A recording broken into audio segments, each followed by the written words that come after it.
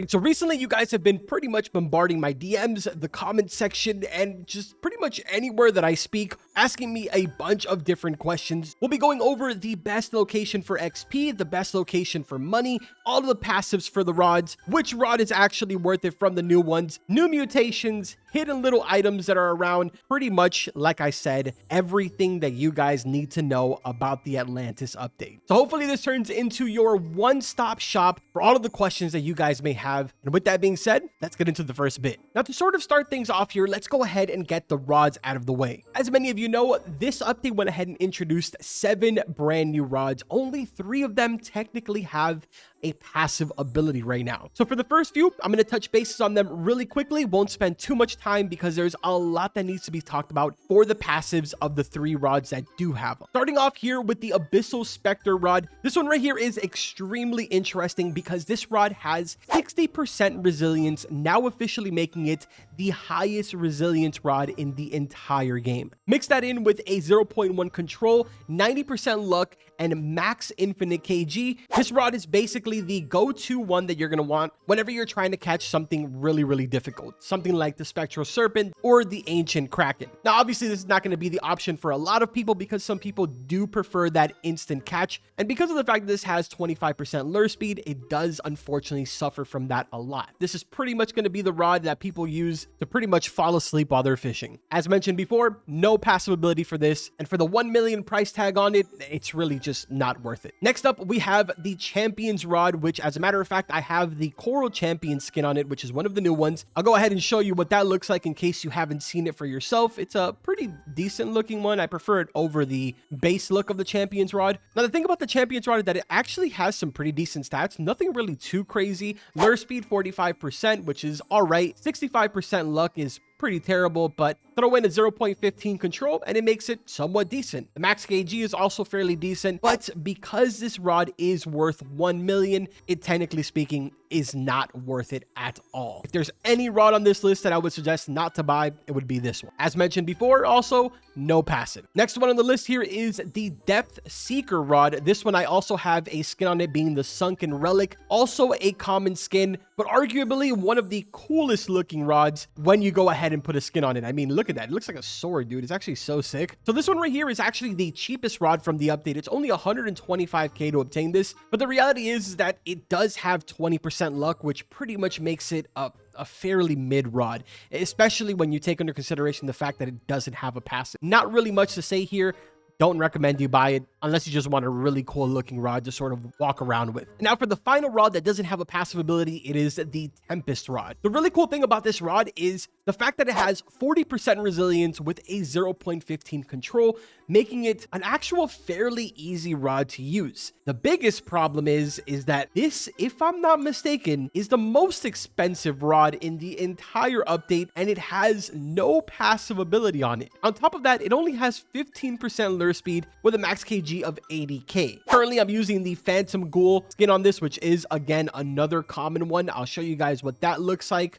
Another one of those skins that actually looks really cool, at least compared to the base looking rod. It has like this particle effect where ghosts come off of it. It's actually super sick. But yeah, man, don't really recommend it, especially for the almost 2 mil price tag on this. Highly suggest that you guys skip this or at least leave it for the very last rod that you buy. Now we're gonna get into the more complex ones, which is the ones that have the passive abilities on them. They're quite the interesting passive abilities, and there is kind of a little bit of an unfortunate situation with some of these because technically they're kind of broken. So let's start off with Zeus's Rod. When you first take a look at this rod, you would probably say, wow, it's actually pretty terrible. I mean, when you look at the stats, there is not a single stat here that's actually decent, except for maybe the 0.25 control and the max kg. Besides that, everything else on this rod is fairly terrible. I'll also go ahead and show you guys that I have the legendary skin on this, which is the Stormbringer. Just as you would imagine, it is the cooler looking version of this rod. I mean, look at this thing, dude. This is sick. But now let's give you guys the breakdown on how the passive ability works on this. Or should I say how it's intended to work on it, because technically it's a little broken right now. So the passive ability is supposed to be every single catch that you get has the chance, or should I say a 10% chance, for a thunderstorm to actually spawn. I guess the best way to explain it would be kind of like Grand Reef. If you notice, there's constantly a thunderstorm going on here, which in turn allows you to go ahead and catch electric fish here. That's exactly how this would work, except that inside of this thunderstorm, you would have a 95% chance to catch a fish with the electric shock mutation and a 5% chance to catch a fish with the charred mutation. Problem is that doesn't exactly happen right now. So if you notice right here, I just went ahead and actually triggered the thunderstorm. So this is what it's going to look like. It's going to be this huge circle. And then everything that you catch in here, like I mentioned, is going to have the electric shock 95% chance or charred. The problem is that charred right now is technically unobtainable. So for the most part, you're only going to be catching electric shocked fish, which you would imagine is going to make you more money. But the problem is that it's not exactly giving more money. If anything, it's actually reducing the money.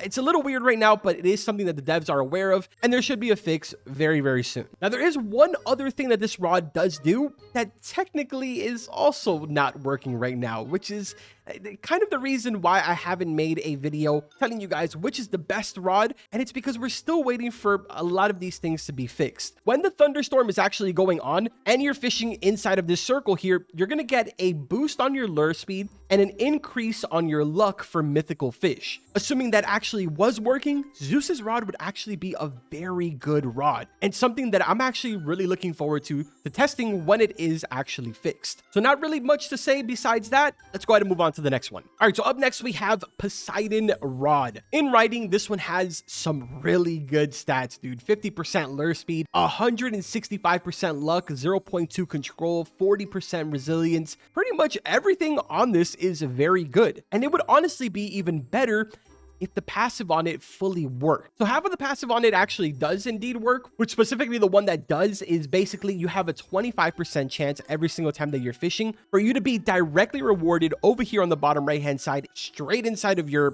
bank, personal cash, whatever it is you want to call it, with 75% of the value of whatever fish it is that you catch. This is honestly a good thing, but it would be even better if the other half of the passive did work. This one would be basically that there is a 5% chance for a Poseidon ghost to spawn, which will increase the weight of the fish that you currently caught when it did spawn by 75%, all the way up to as high as 150%. On top of that, it would also give it the King's Blessing mutation on that fish, which would increase the sell value by 1.5x. So yeah, it wouldn't be the absolute best rod in the game, but it would definitely be in a way better state than it is right now. But again, this should be fixed very, very soon. I wouldn't be surprised if it's fixed within the next 24 hours. So don't really stress that too much. Now we're moving into the hot topic right now, being the Kraken Rod. This bad boy right here, I don't even need to say anything about the stats. You can see it. They're really, really good stats. Good lure speed, good luck, good control, fairly decent resilience. But now let's break down the passive ability on this. This is where it gets a little confusing, so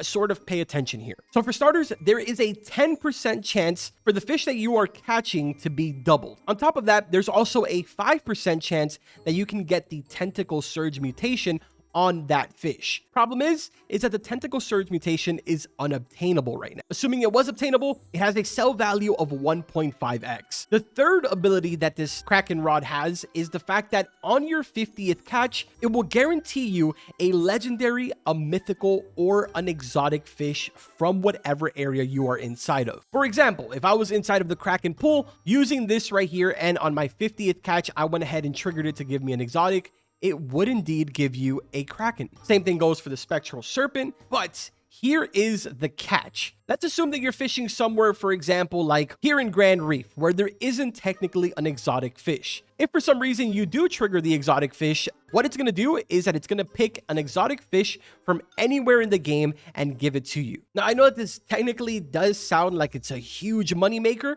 but it really isn't. This rod is technically just good to pretty much complete your bestiary if you're struggling with maybe some of the exotics or whatnot. But besides that, it really isn't that good of a rod. Overall, it's definitely something that I would like to revisit when they do end up fixing the Tentacle Surge, which, as mentioned, once this whole entire hotfix gets pushed out, I will have a a video up just going a little more in depth on all of these rods. Now, besides that, there is technically one more rod that was added, which I don't really want to spend too much time on it. There's not really much to say. The Seraphic Rod at level 1000. I don't think I need to say it, but yes, this is the best rod in the entire game. There is no rod that is better than this. 95% lure speed, 150% luck, 0.3 control, 20% resilience as if it needed it, and a infinite max kg, with the absolute most absurd passive ability being pretty much the fact that you can instant catch anything. You slap quantum on this and you quite literally have a money printing machine. To my level 1000s out there, you should not be worried about any other rod in the game right now besides the Seraphic Rod. Put quantum on this, you'll probably be set for the next 5 updates. Which now leads me into the next portion, because I'm sure that some of you that don't have the Seraphic Rod right now are sitting there with a sad face because you don't know where you need to go to make money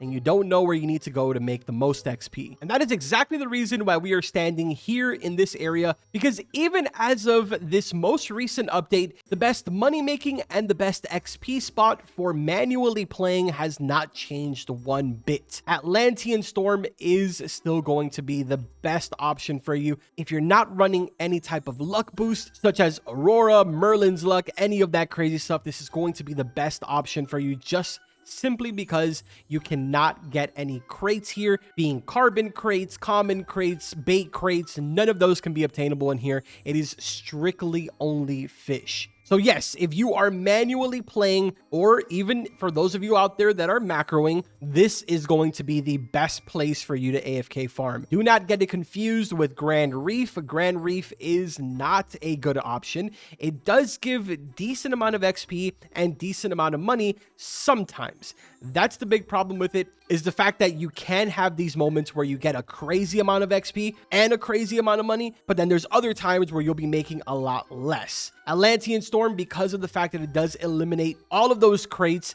it allows you to be way more consistent on how much XP you're getting. Now, to those of you that are using server luck as well as Auroras, because I do know that a lot of you like to host 24/7 Aurora lobbies, for you guys, we have a completely different story. So let's head over there. I bet you technically weren't expecting this, but unfortunately, if you are running server luck and Aurora, the Goldfish Pond is technically still the best place to get XP.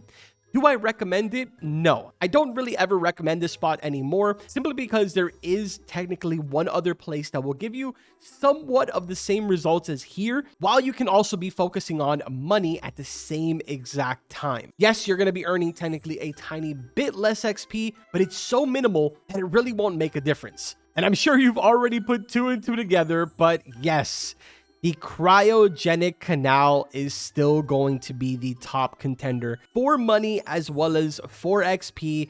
Technically speaking, not for XP, but I will always recommend that you come here and use your Auroras inside of here. The unfortunate reality is that a lot of people don't like to come here because of the fact that there is the oxygen that you have to worry about. I know it does suck, but it is where you're going to be making the most amount of money for something that you're spending a lot of money on, because an Aurora is not cheap, even if you are hosting these lobbies with a bunch of people that are cycling through a bunch of Aurora totems. The only tip that I do recommend for you guys is to always make sure that when you are fishing here, you're standing on the edge right here where I am right now.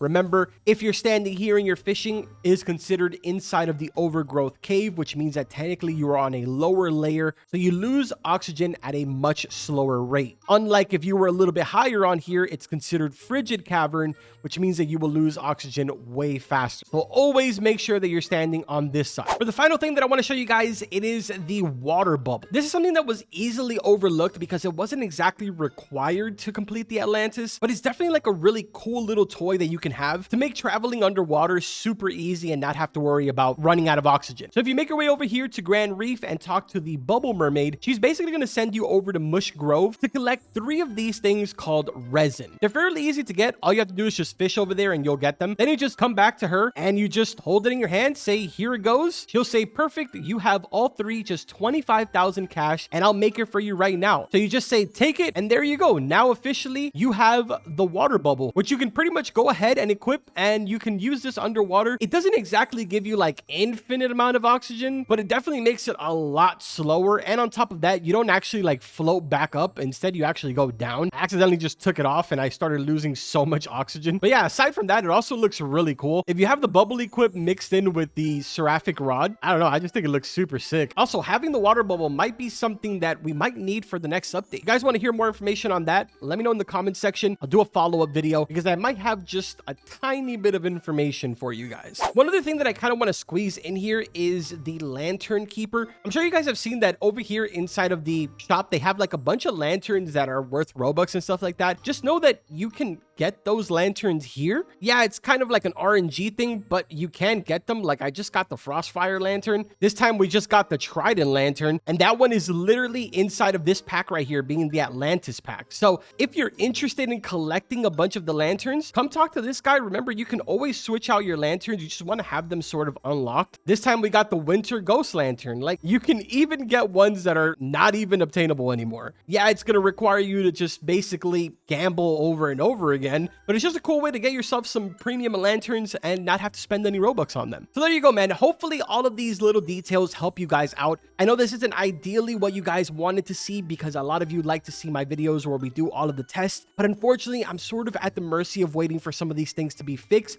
before we finally actually start doing these tests. So in the meantime, I hope that this helps you out. Make sure that you guys are getting a hold of my bobber. I don't know how long that's going to be available or if it's going to be a permanent thing, so make sure that you guys don't miss out on that. Open up your menu, scroll all the way down to the bottom and type in carbon in all capital letters. This will reward you with the best bobber in the entire game. I don't care what anybody says. Either way, man, I hope that you guys enjoyed this video. If you did, make sure to drop a like, subscribe to the channel, and I will see you guys in the next one.